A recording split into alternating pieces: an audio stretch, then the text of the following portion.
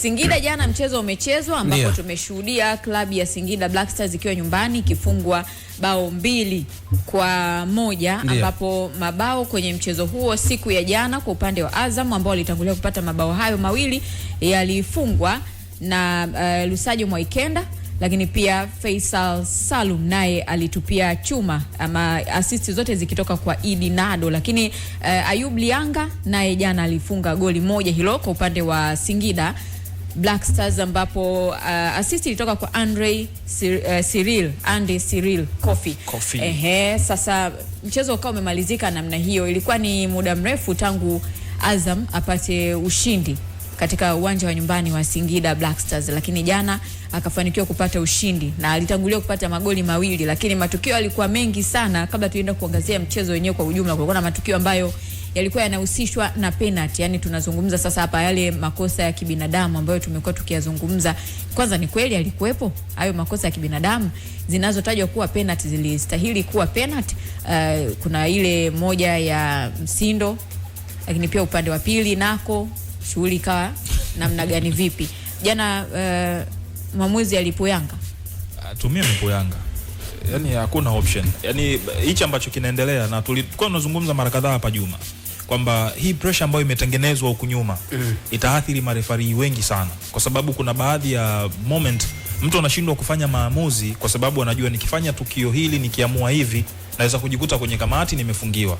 Ndio siku hali inakuwa tofauti. Kwa hiyo imekuwa inatengenezwa pressure ambayo kuna nyakati watu wanashindwa kuamua matukio kwa weledi, wakihofia kile ambacho kimewakuta watu. Kuna watu wameshushwa madaraja, kuna watu wamefungiwa mizunguko, kuna watu wameliwa miezi 6, wengine miezi 3. Na ukiangalia toka baada ya mechi ya dabi, kumekuwa na kila wiki ya mechi zikichezwa, tukirudi hapa kuna watu wamenyolewa, referees wamefungiwa. Ni kwa sababu ya hiyo pressure ambayo inaendelea kutengenezwa. Na hicho ambacho kimetokea kwenye mechi ya Black Stars jana, naamini tukirudi kwenye raundi inayofuata wakipitia hicho ambacho kimetokea kwenye raundi hii, ni ngumu sana mwanangu kupona.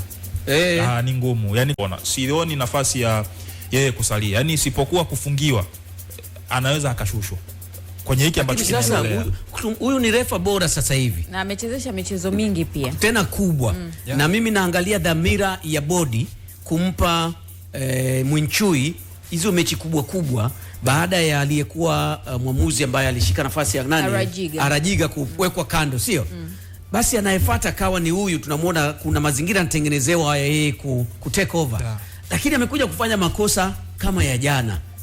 Na yali, ni ya wazi yani. Tunaweza tukisema ni wazi, ya wazi kabisa. Yes, ni uko sawa sawa. Niko sawa. Ni makosa ya wazi ambayo mimi wakati naangalia mechi nilikuwa najiuliza mara mbili kwamba Nasr Mwinchui, kocha referee ambaye sasa hivi anaaminika pia, anawezaje kutobaini kwamba ile ni clear penalty? Kwa sababu hakukuwa na mazingira magumu Juma. Yani hakukuwa na hayo mazingira magumu kwamba kuna utata zaidi wa mtu kuweza kuona kwamba ni penalty. Lakini yeye hakufanikiwa kuliona hilo kwamba ni penalty, na alichokuwa naamini ndio tuseme kwamba Pascal Msindo alikuwa anataka kumdanganya mwamuzi. Unaelewa? Position yake uliona? Position ya coach ya mwamuzi. Yes, nilikuwepo, na hata kama angekuwepo kwenye position ambayo sio sahihi, maana yake bado kosa lingekuwa la kwake, kwa sababu yeye anatakiwa kwenda na move ya mpira unapoenda. Kwa hiyo kama ulikuwa east na mpira uko west, wewe unatakiwa pia kuhojiwa ulikuwa unafanya nini west na mpira uko east. Sijui unaelewa? Hatuzungumzi issue ya offside Juma. Tunazungumzia issue ya tukio ambalo limefanyika. Yeye alitakiwa kuwepo pale au alitakiwa kuwepo karibu kuona kile ambacho kilikuwa kinatakiwa. Kwa sababu angalia move ya Msindo alivyotoka na mpira wapi. Katoka na mpira mpaka anaingia ndani, Mukrim alishindwa kumdhibiti yule. Hajaenda kucheza mpira kwa sababu Msindo alikuwa anatoka pembeni baada ya kuingia kwenye box. Anzera anataka kuingia ndani zaidi. Sijui alikuwa anataka kwenda kushuti au alikuwa anataka kwenda kutoa pasi pembeni kwa ajili ya mtu mwingine afunge ambaye alikuwa kwenye position sahihi. Lakini kule kuingia ndani, Mukrim alikuwa anataka kwenda, let's say nilikuwa naamini anataka kwenda kufanya tackling. Lakini hata namna ambavyo alienda ilikuwa haikuonyeshi kwamba anaenda kucheza tackling. Hajacheza mpira, kaenda kumzuia kwa sababu tayari Msindo alikuwa mpira kashaupeleka mbele, anaenda kuattack zaidi kwenda kumsalimia goalkeeper. Kama ni kamkwatua. Yes, kamzuia, yani kamzuia mguu. Kwa sababu hajacheza mpira Mukrim, kaenda kucheza mguu wa Pascal Msindo, akaanguka. Kwa hiyo it was a clear penalty. Ni penalty ambayo huhitaji maelezo, lakini Nasr Mwinchui ameshindwa kuliona hilo. Na kwa utaratibu ambao umewekwa na masaa 72 kwamba wanapitia na wanatoa maamuzi kutokana na kile ambacho ripoti ya mchezo imetumwa match commissioner. Yes, match commissioner. Sitarajii kumuona Mwinchui akiwa salama. Utarajii kabisa. Ndio anapona katika hili. Mimi simkubali Mwinchui huko nyuma kwa namna ambavyo Mwinchui alikuwa akiofficiate yani kwenye maamuzi mengi tu. Mwaka jana, msimu jana mechi ya Pamba na kuna wakati, lakini kama huu msimu amebadilika, kwa sababu watu wanabadilika. Na huu msimu tunaona amebadilika, tukawa na wasiwasi naye kwenye dabi na Mwinchui akatu prove wrong, akaana kuja vizuri, tunasema no, huyu mtu yuko sawa sawa. Jana akafanya mistake. Kwa nini tufikirie sasa na yeye apate adhabu wakati tunakubaliana football ni mchezo ambao makosa yake yapo? Ndio maana wenzetu sasa waliona kwamba wawe na teknolojia. Sisi marefa watamalizwa jamani. Juma. Hivi unajua ukishakuwa referee kazi yako kubwa ni kutafsiri sheria 17 pale uwanjani. Kwa asilimia zote tunatamani iwe hivyo. Kama haiwezekani, kwa sababu kuna yale mazingira ya kibinadamu ni magumu. Yaani tunasema hii ni controversy. Yaani kwamba yani hapa kweli alikuwa anahitaji kwenda kuangalia kwenye VAR. Yaani hapo kidogo mnaumiza kichwa. Unaelewa? Lakini kuna vitu vikifanyika uwanjani, unajua hayo ndio mazingira ambayo mimi huwa nayakataa hayo Juma. Ya kwanza kumtengenezea mtu scenario. Yaani kwamba mechi za karibuni alikuwa anachezesha vizuri. Huyu anatakiwa kuchezesha vizuri maisha yake yote. Kwa sababu ndio kazi yake. Sijui unaelewa? Yaani hatutaki kuona kwamba kuna mechi 7 huku nyuma alichezesha vizuri hii kaharibu kwa kufanya maamuzi ambayo sio sahihi. Turudi tuangalie huku mechi za nyuma alichezesha vipi, kwa sababu hiyo kazi yake ni kuchezesha vizuri. Kuna yale makosa mnasema pale ilikuwa ni tight angle, ilikuwa ni ngumu kuweza kung'amua, lakini ule mkwanja wa Mukrim kwa Msindo pale kati na yeye yuko around it was a clear penalty kaka.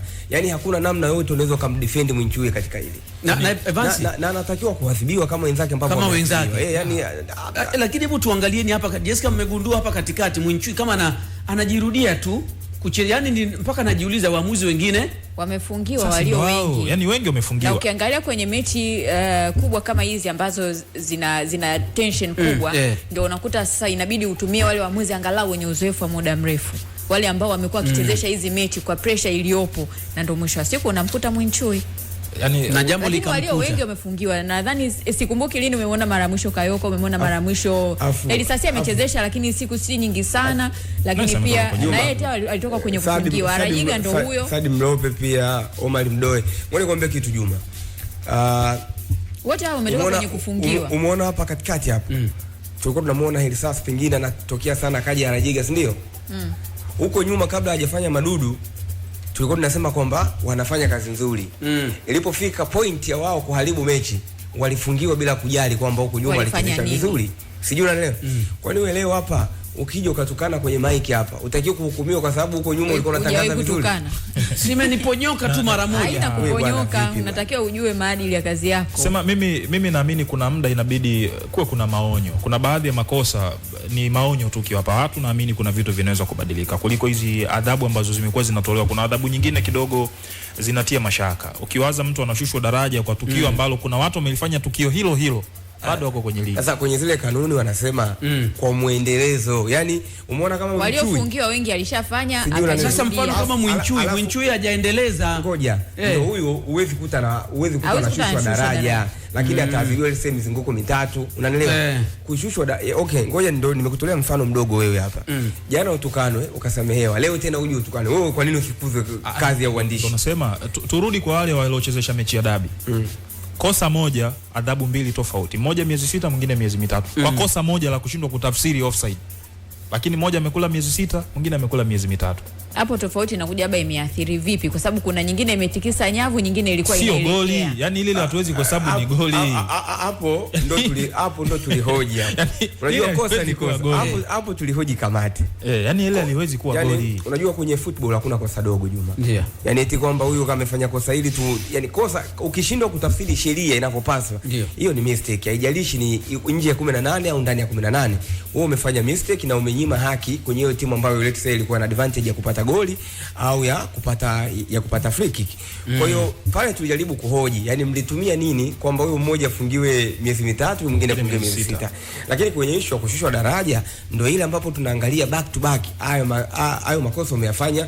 Mechi iliyopita umeshindwa kutafsiri vizuri. Mechi inayokuja tena umepangwa umeshindwa kutafsiri vizuri. Wao wanaamini kwamba wewe bado hujakuwa. Unatakiwa uende ukajifunze, yani ukae wewe unaangalia wenzako wanachezesha vipi. huko chini huko, ukipandishwa tena akili itakuwa imekaa sawa. Lakini sasa kwa mwenendo ambao unaendelea mpaka hivi sasa, waamuzi kila mchezo lazima waondoke na jambo. Si tunatakiwa tena turudi nyuma kwenye madarasa yao, namna ambavyo wanafundishwa, namna ambavyo wanasoma, na wote wana makosa. Yani makosa hayawezi kuisha kabisa kwenye mchezo wa mpira wa miguu. Yapo, na ndio maana nasema kuna baadhi ya makosa ni mambo tu ya kupeana maonyo. Yani kuna makosa ni ya kupewa maonyo, lakini kuna makosa unaona kabisa hii mtu kama mbona amedhamiria sasa hiki kitu kitokee. Kwa sababu ilikuwa ni msimu uliopita tunaangalia mechi na Ashraf. Yani goalkeeper amecheza mpira umeenda nje. Goalkeeper amecheza mpira umeenda nje. Refa kaweka goal kick. Hiyo ni Pamba dhidi ya Dodoma hiyo. Yani unaona kwenye tukio kama hilo, huyu mtu hata akinyolewa hakuna namna unaweza kumtetea. Lakini kwenye issue za matukio ya offside, kuna offside zingine ziko tight sana. Yani kwa macho ya kawaida, kumbuka yule mtu anatumia sekunde 2 tu kufanya maamuzi. Mfano kama jana kuna ile mimi kwangu mimi ilikuwa offside ya Edinado. Yani ile kwangu mimi ilikuwa offside. Lakini dada yule mwanadada anaitwa nani sijui ni msau. Alikuwa line 2 alinyosha kwamba ni offside. Walipokuja kuchora tena Azam pale. Unaona yuko onside kabisa, lakini aliamua kuwa ni offside. Ndio zile ambazo ziko tight wakati mwingine mwamuzi anashindwa. Kwa hiyo mimi nataka kuamini kuna baadhi ya makosa watu tu wapewe maonyo, mwisho siku tuone mabadiliko yako vipi. Lakini kumekuwa wanapewa hayo maonyo. Ndio nasema kuna baadhi ya makosa pia watu wanastahili tu maonyo. Kuna baadhi ya watu wamefungiwa hapa na hakuna taarifa za wao kufungiwa. Lakini muaoni tu. Lakini pia hata hao marefari pia kwani usubiri onyo likukute wewe. Si unaona unaangalia ligi na unaona wenzako wanapigwa mvua za kutosha. Sijui kama wana kaida ya kujifanyia assessment wao wenyewe. Sijui unaelewa. Juma, mimi naamini wewe unaweza kuwa unafanya show hapo, ukitoka baadaye unaenda kujisikiliza. Ndio. Ili ujue mapungufu yako na ujue ubora wako, si ndio? Kwa hiyo kama uchezeshi wewe unaangalia wenzako mistake wanafanya wapi unatakiwa kuboresha. You understand?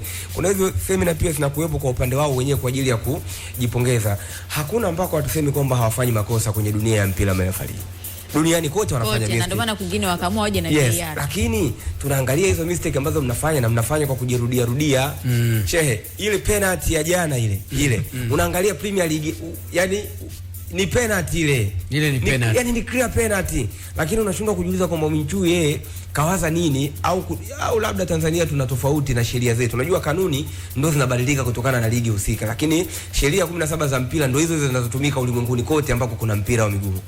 Lakini sasa unaangalia kwani hawa marefali wana kitabu chao ambacho wanatafsiri wao sheria. Okay, sawa. Marefari wabadilike na wao bwana. Yes. Wabadilike. Wataisha. Na mimi najiuliza sasa watachezesha kina nani? Na mimi kila siku nasema hapa kila mchezo anafungiwa marefari sio mmoja. Na leo kuna refa leo pia. Leo kinaweza kikaumana pia. Pale Samuel. Hapo. Hayo jiandae kwenda kuchukua shuka takala inwani. Baadaye. Tunakoenda. Tunakoelekea ndo huko tutakapofika. Tupo mwaka wa mbele. Imewashika.